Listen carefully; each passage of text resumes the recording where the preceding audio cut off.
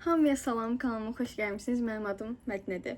Bugün sizlərə uzun zaman öncə söz verdiyim SAT videosunu çəkirəm. Öncəliklə SAT imtahanı haqqında qısa məlumat verməklə başlayım, çünki videoya baxarkən hələ də bu haqda məlumatı olmayan insanlar ola bilər. Əgər SAT haqqında ətraflı məlumat və ya SAT-nin nə işə yaradığı haqqında ətraflı məlumat istəyirsinizsə, yenə də xarici təhsil videomu baxmanızı məsləhət görərəm.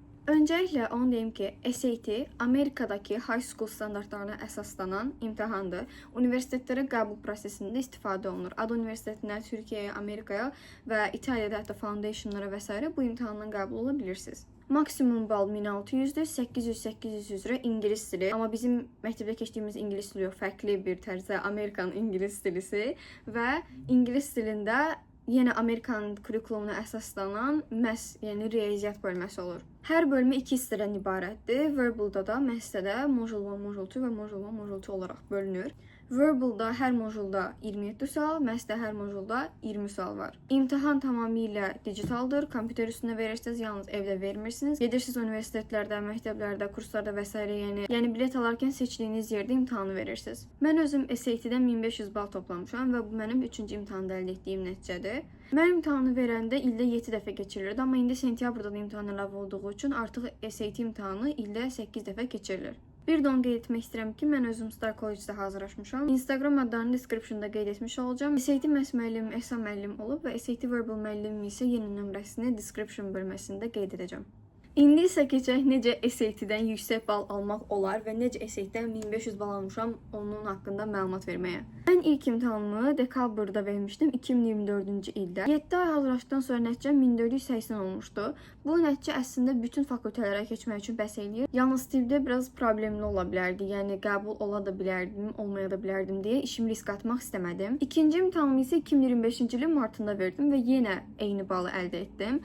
Və niyə ikinci imtahanımda eyni nəticəni əldə etdim gerçəyini açıqlayarkən siz də SAT-nin acı bir gerçəyi ilə tanış olacaqsınız. SAT imtahanı bayaqda qeyd etdiyim kimi digital bir imtahandır. Kompüterdə verirsiniz və sizə düşən sualları süni intellekt seçir. Yəni heç kim eyni suallara düşmür. Yəni düşə bilər, yerləri fərqli ola bilər. Məsələn, Crafter Structure bölməsindən sizə bir sual düşə bilər. Sizin dostunuza da bəlkə eyni sual düşüb, amma ona 3 sual düşüb. Və daha bərbad olanı isə odur ki, siz birinci imtahana girəndə təbii ki, süni intellekt hər sizi tanımırsınız. Bu sizin ilk imtahanınızdır və sizin web saytınızda heç bir şəkildə sizin haqqında data yoxdur. Yalnız ikinci imtahanınıza girəndə artıq süni intellekt sizin haqqında çox şey bilir. Məsələn, bilir ki, siz riyaziyyatda bu bölmədə yaxşısınız, bu bölmədə bütün asan sualları həll eləmisiniz. Ona görə sizə həmin bölmələrdən çox çətin suallar salır. Bundan əlavə hansı bölmədə səhv eləyirsinizsə daha çox, ondan da suallar salır ki, yəni sizin balınız aşağı düşsün. Yəni beləliklə ikinci imtahanınız ən çətin olur və digərləri də yenə çətin olur.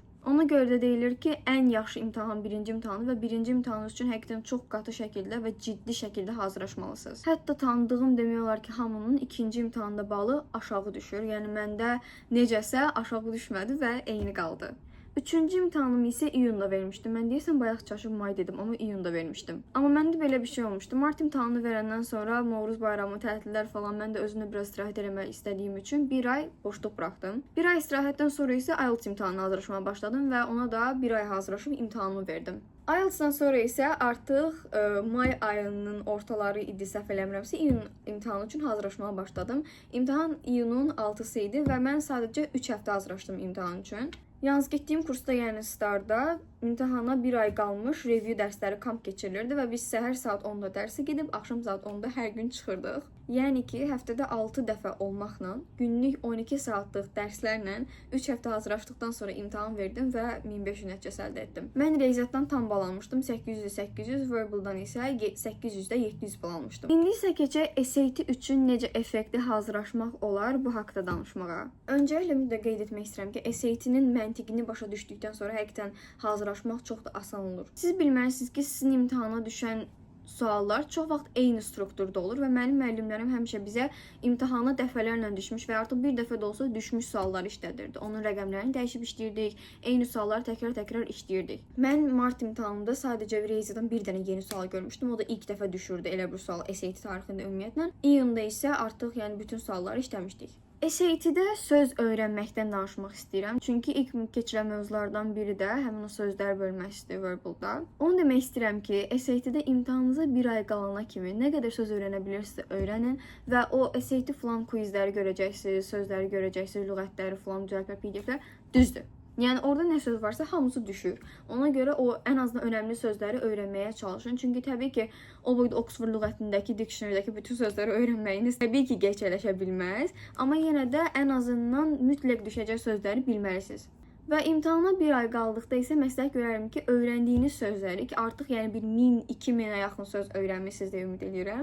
O sözləri yalnız təkrarlayın. Çünki yəni daha çox o birislərə üstünlük verirsiniz, daha yaxşı olur. Çünki nə qədər praktika eləsəniz, bir o qədər də suallar sizə asan gələcək, suallara necə yanaşmalı olduğunuzu biləcəksiniz. Məsələn, logically complete sualında mənim müəllim həmişə bizə deyirdi, mən də bu üsullarını eləyirdim.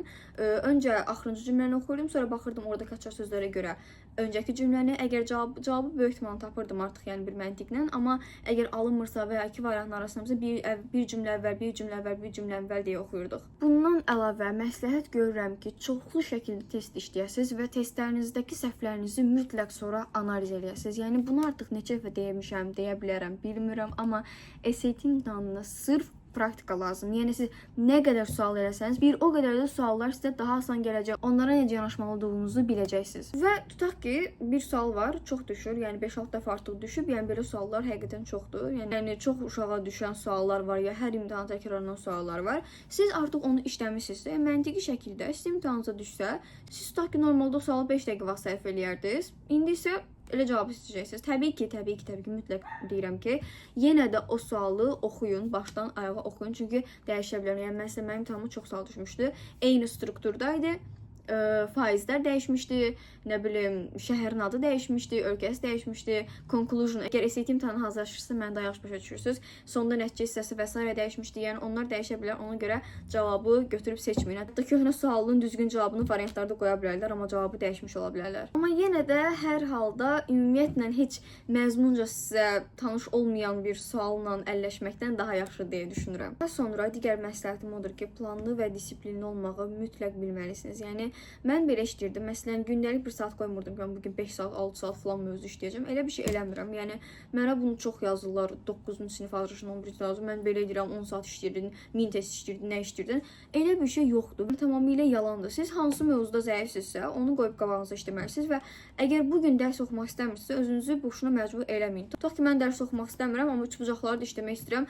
Özümü iyrəndirən kimi üçbucaq işləməkdənsə, yəni onsuz da heç nə öyrənməyəcəm və öyrəndiyim də yadımdan çıxacağına. Biraz gözləyərəm, axşam işləyərəm, sabah işləyərəm. Yəni əsas məqsədiniz olmalıdır ki, siz produktiv zaman keçirəsiniz və öyrəndiklərinizi effektiv şəkildə öyrənəsiniz. Yəni ki, tutaq ki, sizin transitions bölməsində bir boşluğunuz var. Qabağınıza qoyun, mümkün qədər transitionsdan sual işləyin. Ki bundan əlavə də əgər hələ də bilmirsinizsə, College Board-un official website-ında yaza bilərsiniz, Google-da çıxacaq. Orada sizin üçün mövzular üzrə easy, medium, hard səviyyələrində bölünən suallar var və onları asanlıqla işləyə bilərsiniz. Onların hətta orada daha sonra izahlar da var, düzgün cavablar da var.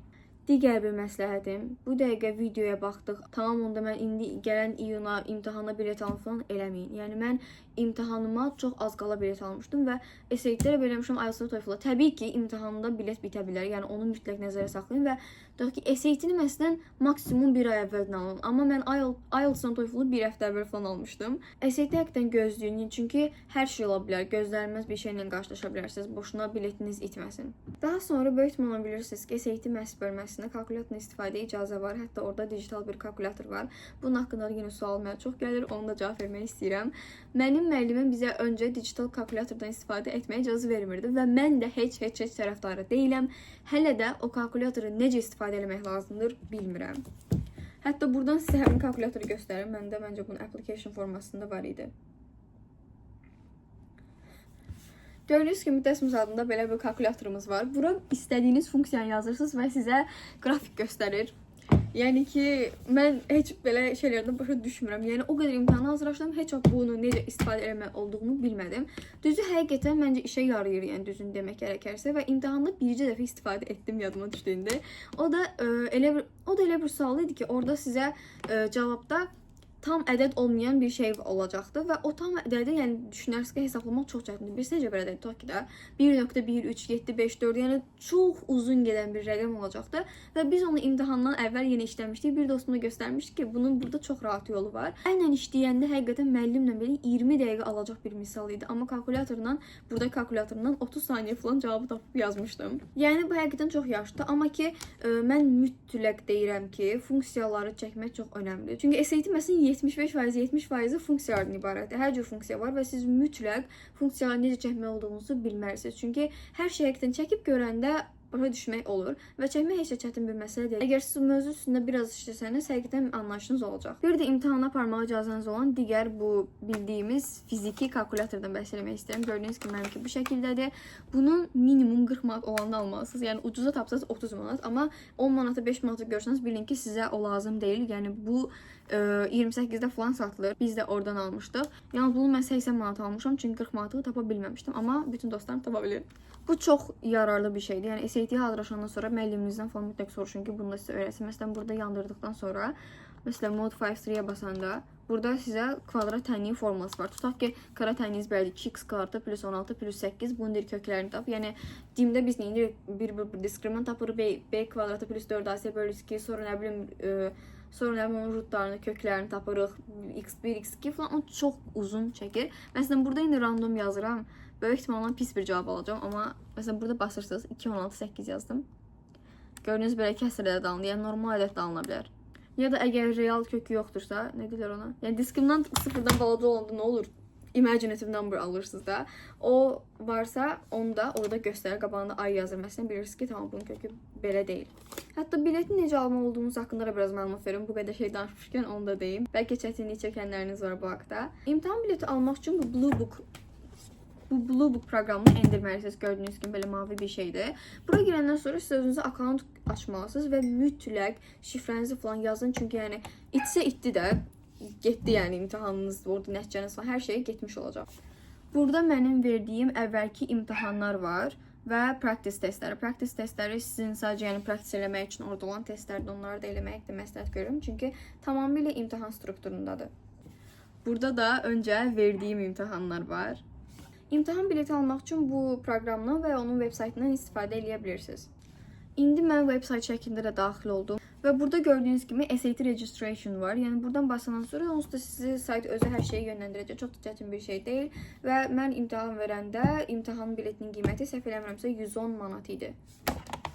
110 manat da ola bilər, dollar da ola bilər, dəqiq yadımda deyil. Bundan əlavə yenə mənə söz öyrənməyə çox kömək edən bir şey də demək istəyirəm. Mən Quizlet proqramından istifadə edirdim və Quizlet proqramında orada siz özünüz üçün hər şey yaza bilirsiniz. Yəni mən məsələn list düzəltmişdim. Orada bütün SAT sözləri var idi və mənim müəllimim kömək eləmişdi. Onun PDF-indən istifadə eləmişdim. Müəllimimin nömrəsi description-da var, İlyas Teacher'ım. Onun PDF-indən istifadə eləyib belə yazmışdım. Burada məsələn mənim PDF-im var. 1060 söz var içində və bu sözləri məsələn bir-bir öyrənirdim.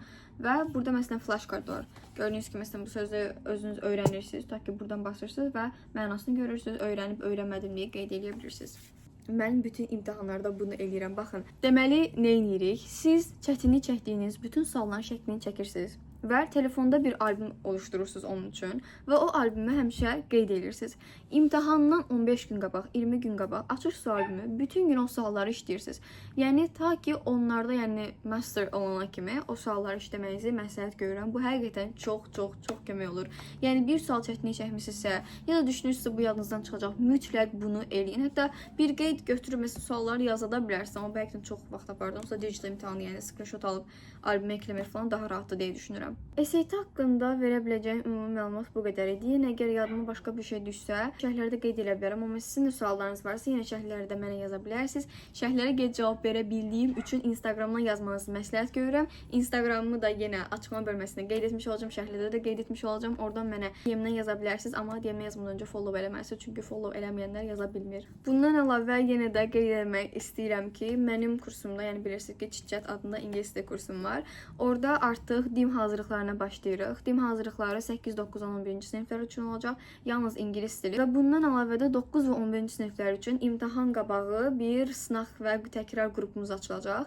Əslində bir yox, yəni bir neçə qrup açılacaq, amma ki yerlər həqiqətən məhduddur. Müəllimlərimizin artıq heç bir şəkildə əlavə vaxtı qalmadığı üçün qeyd üçün tələsməyinizi məsləhət görürəm. Nə də kursumuzla da əlaqə üçün Instagramını və WhatsApp əlaqə nömrəsini açıqlama bölməsində qeyd etmiş olacağam. Bundan əlavə kursumuzda danışıq dərsləri mövcuddur. General English üzrə də danışıq, oxu, dinləmə, yazı dərslərimiz də mövcuddur. IELTS üzrə həm danışıq, həm də bütün dərslərimiz mövcuddur.